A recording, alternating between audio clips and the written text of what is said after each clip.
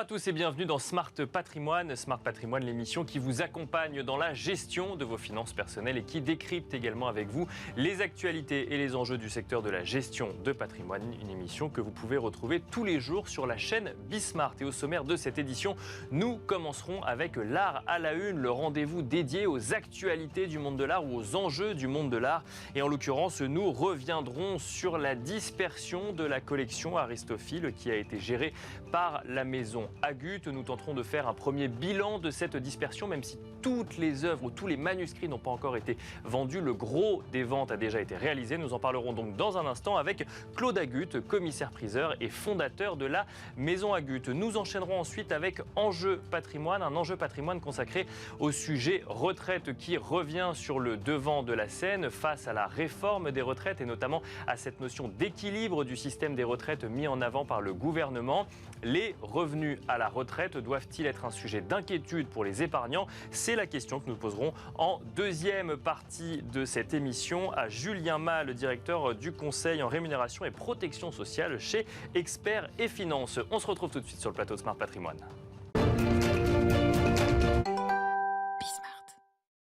Et c'est parti pour l'art à la une. Nous allons tenter de dresser ensemble un premier bilan de la dispersion de la collection Aristophil, une dispersion qui a été gérée par la maison de vente Agut. Pour en parler, nous avons le plaisir de recevoir sur le plateau de Smart Patrimoine Claude Agut, commissaire-priseur et fondateur de la maison Agut. Bonjour Claude Agut. Bonjour. Bienvenue. Merci de m'accueillir. Bienvenue à vous. On est ravis de vous recevoir sur le plateau de Smart Patrimoine. Alors on va évoquer évidemment les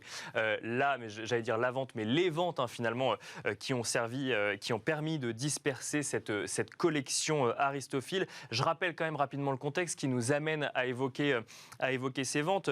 Aristophil, c'est une société qui a été créée dans les années 90, en 1990 exactement, par Gérard Lhéritier et qui était spécialisée dans l'achat et la vente de lettres et manuscrits anciens. En 2014, la société fait l'objet d'une enquête pour escroquerie en bande organisée. Je ne vais pas revenir sur tous les éléments judiciaires, mais la société était dans le viseur notamment de l'AMF, de Tracfin ou encore de la Direction générale de la concurrence, de la consommation et de la répression des fraudes, entreprise placée en liquidation judiciaire en 2015 et ensuite, la justice fait son œuvre, entre guillemets, et il y a encore un certain nombre de procédures judiciaires en cours. L'activité d'Aristophil, c'était d'acheter et de vendre des manuscrits anciens. Ce qui est reproché à la société, c'était qu'ensuite, ces manuscrits étaient traduits en lots finalement financiers et vendus à la découpe, je vous laisse m'arrêter si je dis des bêtises, mais à la découpe à des investisseurs.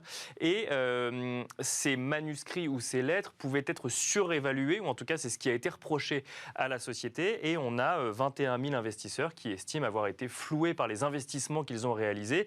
Et on parle à peu près de 850 millions d'euros investis par des épargnants qui ne connaissaient pas forcément d'ailleurs tous les tenants et aboutissants d'investissement dans les lettres et les manuscrits anciens qui cherchent à récupérer finalement leurs fonds. Et certains articles de presse sont même allés jusqu'à parler d'une pyramide de Ponzi, notamment en matière d'investissement dans les lettres et manuscrits anciens. Si vous êtes ici aujourd'hui pour en parler, ça n'est pas pour parler du volet judiciaire, mais c'est parce qu'une fois que cette société a été placée en liquidation judiciaire, il a fallu récupérer le stock donc, de cette entreprise Aristophil et procéder à la vente des pièces pour espérer ensuite rembourser un certain nombre d'investisseurs.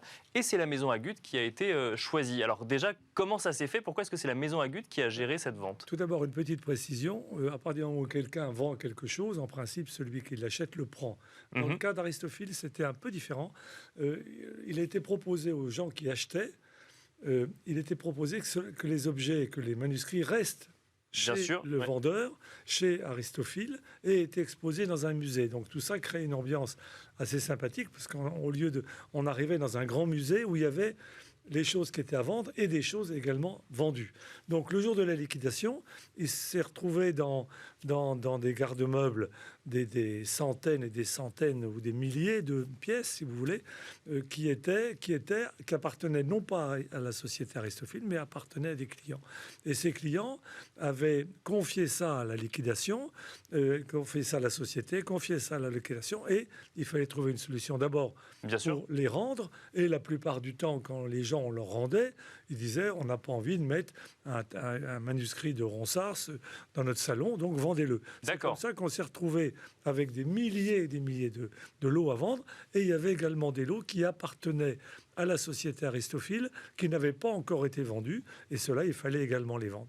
Tout ça représentait, je crois, 7, 8 ou 9 camions et des milliers et des milliers de documents qu'il a fallu gérer et créer une logistique ahurissante de pointage, de numérotation pour retrouver en 2 minutes un manuscrit au milieu de 200 000 autres. Bien sûr. Mais ça, bon.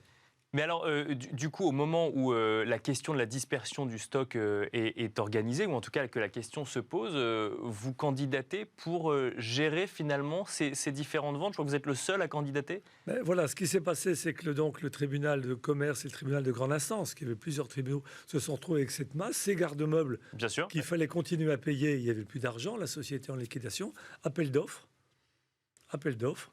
et un peu inconsciemment, mais il y avait une raison que je pourrais vous expliquer tout à l'heure. Nous y sommes allés avec le bureau. Ça a été une logistique ahurissante, mais on était les seuls, effectivement, à être candidats, si vous voulez, et on a monté un dossier de réponse qui, en plus du fait qu'on était les seuls, était quand même assez sécurisant pour le tribunal, puisque j'étais responsable sur mes biens propres. Donc, bien sûr, vraiment, tout le monde était très rassuré. Et la maison est une maison qui marche bien, donc ils ont eu confiance. Et on s'est retrouvés avec ça. Mais on était les seuls. Mais je ne sais pas si je reprendrais, si je recandidaterais aujourd'hui si cette affaire-là se proposait. Non pas que je ne l'ai pas aimé, mais c'était un travail considérable. Rien que de pointage, de transport, de numérotation et pour l'informatique. Tout mettre sur informatique. Voilà, vous mentionnez des volumes. Alors, vous avez évoqué ça en termes de camions. On pourrait parler en termes de pièces également. Mais effectivement, on est sur des volumes qui sont absolument considérables. Comment est-ce que, en tant que maison de vente aux enchères, alors effectivement habitué à ce type d'activité, mais peut-être pas dans des volumes aussi conséquents, on s'organise? C'est-à-dire qu'un commissaire-priseur est habitué à ce qu'on lui confie un tableau, 2 tableaux, 5 tableaux. De temps en temps, il a la chance qu'il y ait un appartement complet. Quelqu'un lui dit « je vends tout, je pars à l'étranger ». C'est déjà un petit peu plus compliqué. Puis il arrive qu'on ait une propriété complète. Ça m'est arrivé d'avoir des maisons où il y avait 40 pièces, 50 pièces. Il fallait tout vendre dans un délai de 6 ou 8 mois. Ça, c'est encore faisable. Là, il a fallu inventer totalement. Parce que là, on parle de quoi? 120, 130 000 pièces, quelque chose comme ça? Oui, c'est ça. Oui. Et surtout, non, à peine numéroté avec un système informatique pour une personne. Donc, il a fallu, j'ai loué un local, j'ai embauché du personnel, j'ai créé un système de sécurité formidable. On a mis des systèmes avec des téléphones Bluetooth qui photographiaient chaque pièce. Il a fallu tout pointer en prenant des cartons qui étaient scellés au départ. Il y avait un huissier de justice qui était là. On faisait des listes, on a fait des listes épaisses comme ça, que l'huissier pointait le soir, signait le soir, de façon à ce que, surtout, il n'y ait pas de reproche. S'il manquait, bien sûr, oui. Je ne savais pas ce qu'on me donnait. Donc, je n'ai rien pris qui ne soit pointé par un huissier de justice. Une usine à gaz totale. Mais ça a marché. Et ça a pris combien de temps l'organisation avant de passer justement à la vente? Un an avant de pouvoir envisager, commencer à organiser des ventes. Mais c'était vraiment... D'abord, on avait peur qu'il manque des pièces. Il n'en manquait pas. On avait peur qu'il y ait des faux. Il n'y a pas eu de faux, vraiment c'est epsilon. On a peur qu'il y ait des moments où il y ait une photocopie, parce qu'un lot aurait pu partir dans une exposition, mais une photocopie est la place en attendant pour... Bien sûr. Non, tous les pointages sont bien passés. En gros, on n'a pas eu de mauvais soucis et on n'a pas perdu. Il n'y a pas eu un seul lot de perdu entre la décharge qu'on a donnée au départ et le final. Alors, c'est terminé. ensuite arrive l'organisation de la vente. Il y a un sujet qui est quand même essentiel quand on passe par une maison de vente aux enchères, c'est l'estimation.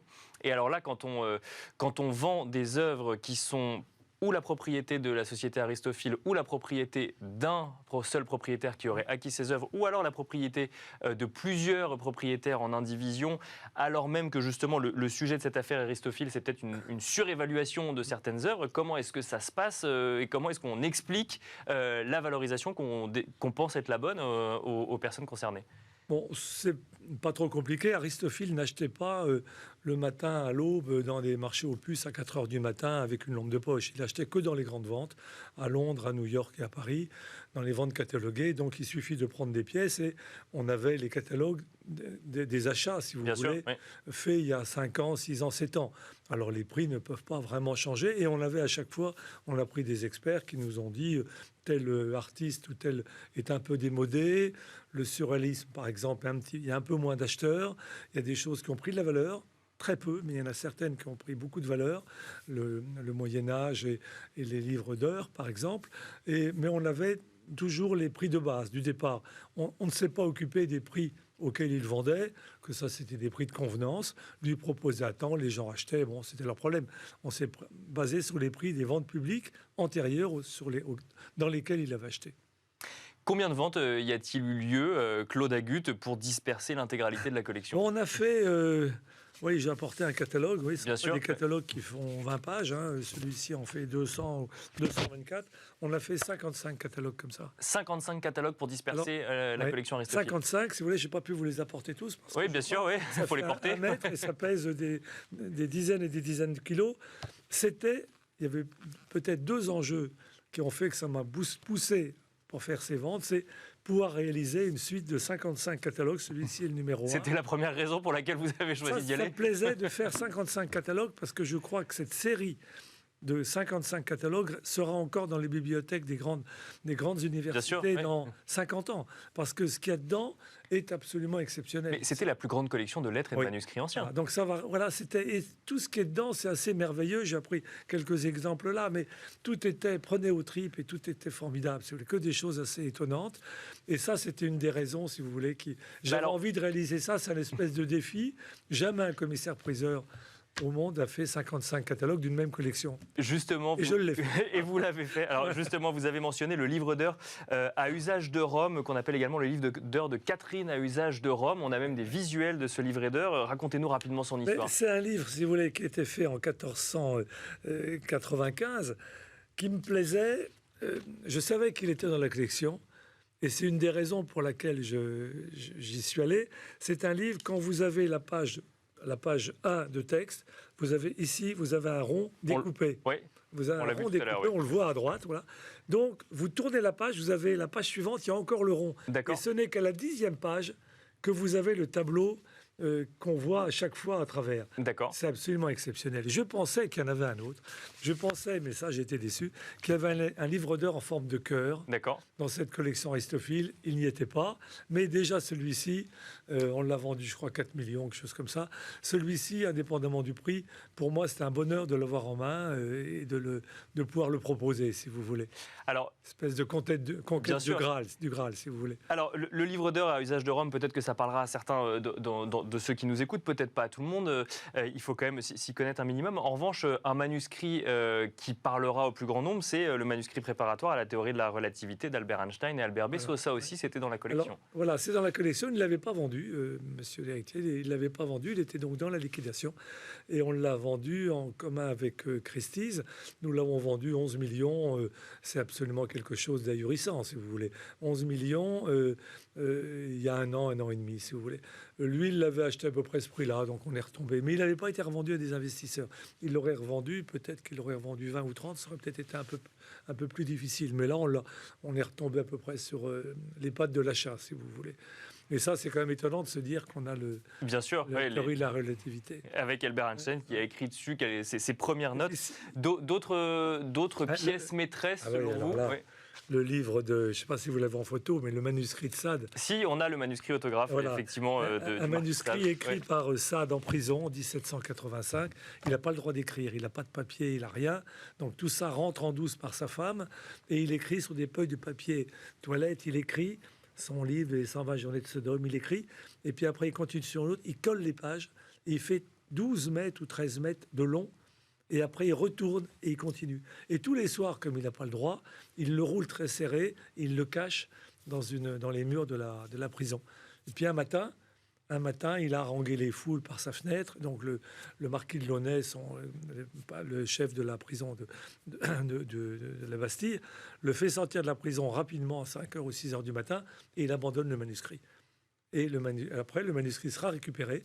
Il va se promener dans l'Europe et il revient par l'héritier en France, bien sûr. C'est lui qui l'a fait rentrer.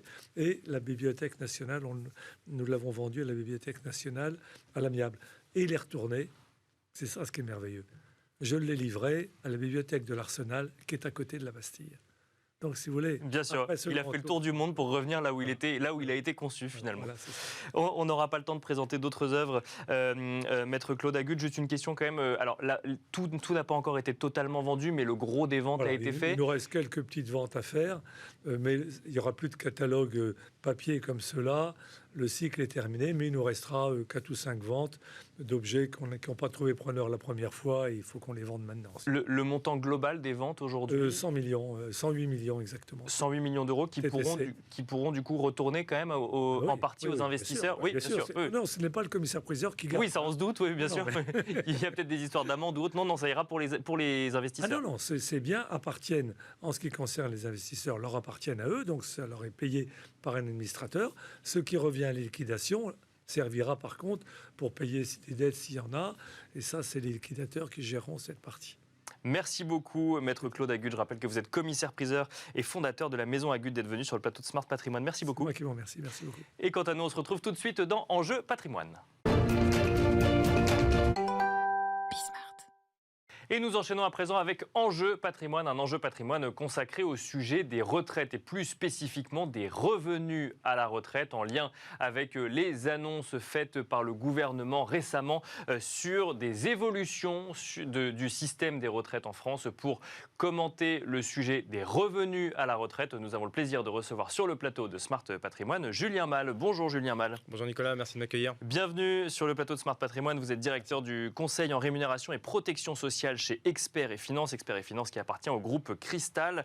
On trouvait intéressant de revenir avec vous sur ce sujet des revenus à la retraite dans un contexte de réforme des retraites portée par le gouvernement. Alors, les annonces qui ont été faites par le gouvernement et notamment par Elisabeth Borne mentionnent un âge légal de départ à la retraite à 64 ans à partir de 2030, donc un recul de 2 ans, 43 années de durée de cotisation, donc qui a un délai qui augmente un peu à partir de 2027 et la fin des régimes spéciaux pour tous les nouveaux contrats signés. On ne va pas commenter ici cette réforme, elle va évoluer. En revanche, ce qui nous intéresse, c'est le sujet des revenus à la retraite. Pourquoi ? Parce que dans les explications, et voire même d'ailleurs dans les contradictions apportées à cette réforme des retraites, il y a un sujet qui revient souvent, une notion qui revient souvent, c'est ce sujet d'équilibre financier ou de déséquilibre financier en matière de système de retraite par répartition en France. Et quand on suit ça d'un peu loin en tant qu'épargnant ou même de très près, ça peut générer une inquiétude qui est: est-ce que mes revenus à la retraite peuvent être un sujet d'inquiétude, justement, Julien Mal? Moi, je crois que c'est assez clair, c'est un sujet d'inquiétude aujourd'hui pour les Français. En tout cas, les statistiques nous le disent. Il y a un Français sur deux aujourd'hui qui est inquiet vis-à-vis de la retraite. Il y a 30% des Français qui ont choisi de mettre un peu la poussière sous le tapis et de dire « je m'en occupe pas ». Et puis, quand on regarde les jeunes, aujourd'hui, les moins de 35 ans, ils sont très sensibles à cette thématique de la retraite. Ils y sont sensibles et ils veulent surtout être accompagnés pour préparer leur retraite et constituer des revenus complémentaires. Effectivement, plus tôt on s'y prend, compte tenu du système actuel qui visiblement est en train d'évoluer. On ne pourra plus s'appuyer uniquement sur le système par répartition. Il faudra sans doute effectivement aller chercher d'autres solutions, en particulier en capitalisation. D'accord. Donc moi, personnellement, ça m'inquiète un peu. Ça n'inquiète pas tous nos clients, mais je pense qu'on peut dire qu'il y a un peu d'inquiétude du côté des Français. Ça veut dire qu'il ne faut pas uniquement compter sur le système de retraite public tel qu'il existe actuellement quand on parle d'un point de vue épargnant qui a la possibilité de réaliser des investissements? Exactement. Moi, je pense que c'est pas binaire. Vous avez des Français aujourd'hui qui vous disent « je pense qu'on n'aura pas de retraite, je vais tout faire par capitalisation ». D'accord. C'est faux. Si c'est le cas, c'est qu'on a un problème avec nos caisses de retraite. Vous en avez d'autres, par contre, qui aujourd'hui ont compris, je pense qu'il faut être proactif pour constituer des revenus complémentaires, mais qu'on va pouvoir malgré tout s'appuyer sur notre système de retraite par régime obligatoire. La réforme, elle est censée nous permettre ça, c'est-à-dire équilibrer les régimes. Est-ce qu'elle va le faire de manière durable? Ça, c'est un autre sujet. Alors, si je suis épargnant et qu'on rentre dans le concret, comment est-ce que je peux faire pour anticiper au mieux ma retraite? Alors, il y aurait effectivement peut-être des investissements à réaliser pour générer des revenus, mais avant ça, est-ce qu'il y a des notions à connaître pour anticiper au mieux ma retraite? Si vous me permettez, je vais juste revenir en 2 mots sur la réforme, parce que vous avez parlé effectivement des 64 ans. Donc, l'idée de l'État aujourd'hui, c'est allonger la durée de cotisation et faire en sorte qu'on parte plus tard à la retraite. La question, c'est ce que vous disiez, est-ce qu'on équilibre aujourd'hui les régimes en faisant ça? On va le faire à court terme. Ce qui est plus inquiétant, c'est que le Conseil d'orientation des retraites nous dit qu'à partir de 2035, on serait de nouveau dans une situation déficitaire. Ça nous met dans quelle perspective? Ça nous met dans la perspective de nous dire, dans les décennies qui vont venir, pour des gens qui ont 30 ans, 40 ans, on aura d'autres réformes des retraites et nécessairement, on va devoir effectivement travailler sur plusieurs piliers pour se constituer des revenus complémentaires. Il y a effectivement toute la partie financière, mais on peut s'appuyer, comme je le disais, sur les régimes obligatoires également, Bien sûr. juste pour voir quel type d'opération on pourrait en retirer. Aujourd'hui, vous savez qu'on a des carrières qui sont un peu heurtées, on a des carrières qui sont avec des trous dans la Bien carrière. sûr, on a de moins en moins de carrières linéaires, en tout cas. Ouais. Moins en moins de carrières linéaires, on commence de plus en plus tard au niveau des études, et je pense qu'il faut parler du rachat de trimestre, qui est méconnu aujourd'hui au niveau des Français, et qui permet de se constituer avec un bon retour sur investissement, un complément de retraite. D'accord. Entre 3 500 et 4 500 euros, c'est le coût du rachat de trimestre, c'est intégralement déductible fiscalement. On rappelle que le rachat de trimestre, c'est qu'on rachète à l'État finalement un trimestre qu'on aurait dû travailler, on verse une somme d'argent, ce qui permet d'avoir accès à une retraite à taux plein si jamais il nous restait quelques trimestres à réaliser. C'est exactement ça. Voilà. Quand il vous manque des trimestres, ça vous permet d'aller chercher le taux plein. On peut racheter jusqu'à 12. C'est déductible fiscalement intégralement. Donc quand vous êtes sur des tranches marginales d'imposition élevées, ça fait sens. Bien sûr. Et on peut aller chercher 300-400 euros de retraite complémentaire. Si on a eu une carrière salariée cadre ou qu'on a été indépendant, ça veut dire qu'on a des complémentaires qui représentent une grosse partie de la retraite. Et dans ce cas de figure, le rachat de trimestre peut être extrêmement pertinent. D'accord. Après, je pense qu'il faut regarder ce que font nos voisins. Ça, par exemple, c'est plus en fin de carrière pour le coup. Alors, c'est plus en fin de carrière, parce qu'en fin de carrière, vous avez plus de visibilité sur votre carrière. Oui. Par contre, plus vous rachetez tard, et plus c'est cher. D'accord, donc, oui, je comprends. Donc il faut en tenir compte. Si par exemple, je sais que j'ai fait des études longues, il y a de fortes probabilités, et maintenant en plus, il va falloir travailler plus longtemps, bien sûr, plus loin, donc il y a de fortes probabilités que ce soit pertinent de pouvoir racheter des trimestres. Mais donc si j'ai 40 ans et que j'ai été un an au chômage, mettons, il faut peut-être que je me pose la question de racheter ces 4 trimestres dès aujourd'hui plutôt que d'attendre effectivement la fin de ma carrière où il faudrait que je travaille un an de plus, par exemple. Si j'ai été au chômage, il y a de fortes probabilités que j'ai validé mes trimestres. Bien sûr, oui, c'est vrai. Par contre, si j'ai commencé effectivement un peu plus tard parce que j'ai eu des études longues qui ont duré 3, 4, 5 ans, ça peut avoir du sens. Quand vous regardez aujourd'hui les professionnels libéraux qui rentrent dans la vie active généralement au bout de 5, 6, 7 ans après l'âge moyen, ces gens-là aujourd'hui savent qu'il va leur manquer des trimestres au moment du départ à la retraite. Donc ça peut être une idée. Alors donc ça c'est pour le rachat de trimestre, c'est peut-être la première chose à regarder effectivement. Et ensuite comment est-ce que je fais pour préparer ma retraite? Est-ce que directement je sais pas, j'achète des biens immobiliers pour les mettre en location comme c'est le réflexe d'un certain nombre de Français aujourd'hui?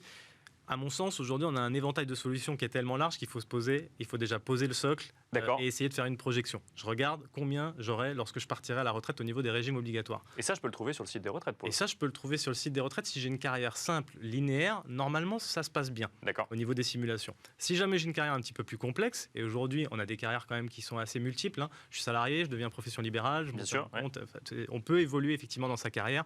Dans ce cas-là, c'est bien de se rapprocher d'un spécialiste, de faire un bilan retraite et de poser le socle. Une fois que j'ai le socle, que je connais mes projets, que j'ai déterminé de combien j'ai besoin quand je partirai à la retraite, là, je peux commencer à mettre des briques. Dans les briques, il y a un certain nombre de solutions. Il y a des solutions, par exemple, de capitalisation par rapport à l'entreprise. Ça se fait de plus en plus en France. On appelle l'épargne salariale, pour le coup? L'épargne salariale, les PEROB, les PER obligatoires qui ont remplacé les anciens articles 83. C'est ce qui existe dans certains pays qui est obligatoire et qui chez nous reste facultatif, mais qui se développe. Quand on regarde entre 2020 et 2021, il y a eu des très grosses distributions en participation et en intéressement. Conséquence directe, plus 50% de versements sur les PERCOL, sur les PER collectifs. Bien sûr. Pour la retraite, donc les Français ont compris que c'était bien d'orienter vers la retraite plutôt que d'orienter vers le PE, par exemple. Ça peut être une solution, c'est s'appuyer sur les dispositifs collectifs. Après, au niveau individuel, il y a plusieurs classes d'actifs, plusieurs supports qui peuvent être intéressants. Le PER, depuis la refonte de l'épargne retraite en 2019, a quand même de l'intérêt. On se rend compte que l'année dernière, à peu près à mi-année, on avait déjà 6 millions de bénéficiaires. On en attendait 3 lorsque la réforme est passée en 2019. PER, plan épargne retraite, qui existe depuis 2 ans, si je ne dis pas de bêtises, et qui semble séduire un certain nombre de Français. Et ça séduit plutôt les Français parce que ça a conservé déjà les avantages des anciens dispositifs Madelin, PERP, c'est-à-dire la défiscalisation à l'entrée, qui était quand même le moteur. Bien sûr. C'est ça qui mettait de l'essence pour que les Français épargnent sur les régimes d'épargne retraite. Et ça s'améliore dans le contexte global du contrat, c'est-à-dire les classes d'actifs qui étaient quand même assez pauvres à l'intérieur des anciens contrats retraite sont en train de s'enrichir. Bien sûr. On peut investir sur des produits structurés, de la SCPI, du private equity également. Donc c'est pas inintéressant. Et puis surtout, on a réglé ce problème de sortir en rente absolue. On peut sortir en capital fractionné, capital unique, donc c'est pas inintéressant de se pencher sur cette solution. Avec une fiscalité à la sortie, quand même, rappelons-le, on l'a pas à l'entrée, mais on l'a en revanche à la sortie. Après, quand on rentre dans des stratégies un petit peu plus pointu, on va dire, au niveau patrimonial, on peut aussi imaginer que ce PER, mais ce n'est pas l'objet d'aujourd'hui, il puisse rester dans le patrimoine et être transmis, ce qui permet effectivement de conserver les exonérations. Mais là, on parle de revenus à la retraite, donc globalement, c'est pas le sujet, on va s'en servir. On le sort ou on rentre. On va payer une fiscalité. Donc, alors, il y a ce sujet, donc il y a effectivement les régimes obligatoires ou l'épargne salariale, il y a des contrats dédiés, donc le plan épargne retraite. Est-ce que là, on a fait le tour de solutions qui permettraient d'aborder plus sereinement les revenus à la retraite? Alors, comme on ne va pas toutes les aborder, je vais en évoquer deux.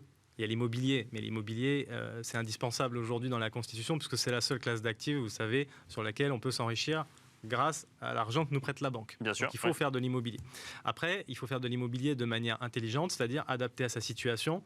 Je prends un exemple. Si je suis extrêmement fiscalisé, en particulier sur les revenus fonciers, parce que j'ai déjà réalisé des opérations foncières, ça a du sens peut-être d'aller chercher des opérations comme des opérations en déficit foncier, qui vont me permettre de déduire les travaux qui vont être engagés dans la réhabilitation d'un bien ancien, et donc, quelque part, non seulement de gagner en fiscalité, mais d'acheter un bien patrimonial qui pourra me générer des revenus. Mais alors, juste là-dessus, une question, une objection que vous devez sûrement avoir assez régulièrement. Si aujourd'hui j'ai envie de capitaliser pour ma retraite plus tard, et je me dis il faut que j'aille notamment sur un investissement immobilier, mais que d'un autre côté, j'entends un petit peu partout que le marché immobilier va un peu moins bien qu'il y a quelques années et que le coût de financement est un petit peu plus cher aujourd'hui. Est-ce que ça remet en cause un projet immobilier dans une perspective d'avoir des revenus supplémentaires à la retraite? En tout cas, à mon sens, ça ne remet pas en cause le projet immobilier par rapport aux conditions de taux actuelles. Les conditions de taux actuelles, elles restent excellentes. Je sais que pour nous qui avons vécu depuis 10 ans avec un environnement de taux bas, voire de taux négatifs, aujourd'hui, quand on voit des taux à 3 ou 3,5, on est un petit peu sur le recul. Bien sûr. Très clairement, aujourd'hui, c'est un effet de levier qui reste très puissant pour développer son patrimoine, donc il faut le faire. Il faut le faire en allant sur des opérations de qualité et en l'occurrence en choisissant des types d'opérations qui correspondent à son profil. On parlait du déficit foncier, on parle là de revenus à la retraite. Bien sûr. J'ai 45 ans, j'ai 50 ans, je n'ai pas besoin de revenus maintenant.